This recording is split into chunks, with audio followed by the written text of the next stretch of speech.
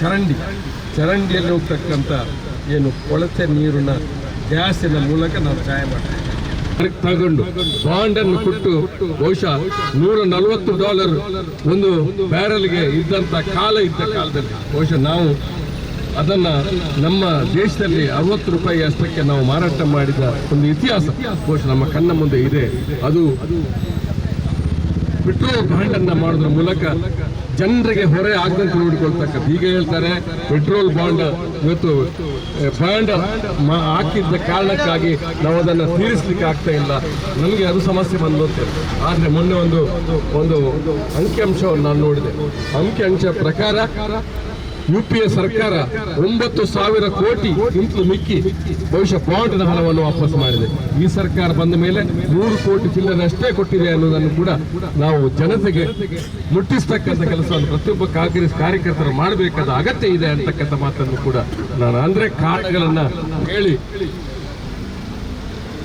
ಅದನ್ನ ಜನರ ತಲೆ ಮೇಲೆ ಹಾಕ್ತಕ್ಕಂಥ ಒಂದು ಸಿದ್ಧಾಂತವನ್ನು ಬಹುಶಃ ಒಂದು ಯುದ್ಧ ಕಾಲದಲ್ಲಿ ಯಾವುದೋ ದೇಶಗಳಿಗೆ ಯುದ್ಧ, ಆದರೆ ಶಿಕ್ಷೆ ಮಾತ್ರ ಭಾರತ ದೇಶದ ಪ್ರಜೆಗಳಿಗೆ.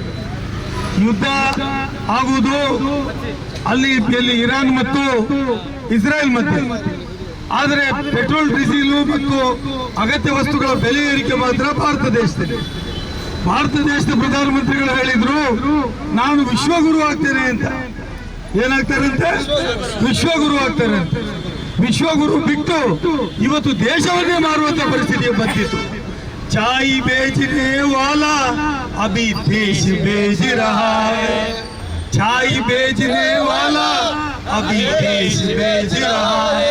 ಅಂದ್ರೆ ಚಾಯ್ ಮಾರುವಂತ ಪ್ರಧಾನಮಂತ್ರಿ ನಾವು ಈ ದೇಶಕ್ಕೆ ಬಹಳ ದೊಡ್ಡ ರಕ್ಷಣೆ ಮಾಡಬಹುದು, ಬಹಳ ತಳಮಟ್ಟದಿಂದ ಬಂದಂತ ವ್ಯಕ್ತಿ ಇವತ್ತು ದೇಶವನ್ನು ರಕ್ಷಣೆ ಮಾಡಬಹುದು, ಈ ದೇಶಕ್ಕೆ ರಕ್ಷಣೆ ಕೊಡಬಹುದು ಅಂತ ಹೇಳುವ ಸ್ಲೋಗನ್ನೊಂದಿಗೆ ಅಧಿಕಾರಕ್ಕೆ ಬಂದಿರತಕ್ಕಂಥ ನರೇಂದ್ರ ಮೋದಿ ಅವರು ಇವತ್ತು ದೇಶದ ಪ್ರತಿಯೊಂದು ಸಂಘ ಸಂಸ್ಥೆಗಳನ್ನ ಮಾರಾಟ ಮಾಡಿ ಇವತ್ತು ಅತ್ಯಂತ ದುರ್ಬಲ ದೇಶದ ಪ್ರಧಾನಮಂತ್ರಿ ಇದ್ರೆ ಇಡೀ ಪ್ರಪಂಚದಲ್ಲಿ ಅದು ಭಾರತ ದೇಶದ ಪ್ರಧಾನಮಂತ್ರಿ ನರೇಂದ್ರ ಮೋದಿ ಅಂತ ಹೇಳೋದನ್ನ ತಮ್ಮ ಗಮನಕ್ಕೆ ತರಲಿಕ್ಕೆ ಬಯಸ್ತಾ ಇದ್ದೇನೆ.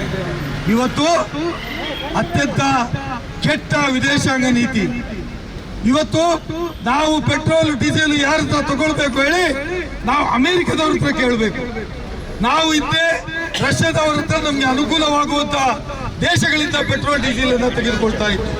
ಆದರೆ ಇವತ್ತು ಪೆಟ್ರೋಲ್ ಡೀಸೆಲ್ ಅನ್ನ ನಾವು ತೆಗೆದುಕೊಳ್ಬೇಕಾಗಿದ್ರೆ ನಾವು ಅಮೆರಿಕ ದೇಶದ ಗುಲಾಮರಾಗಿದ್ದೇವೆ.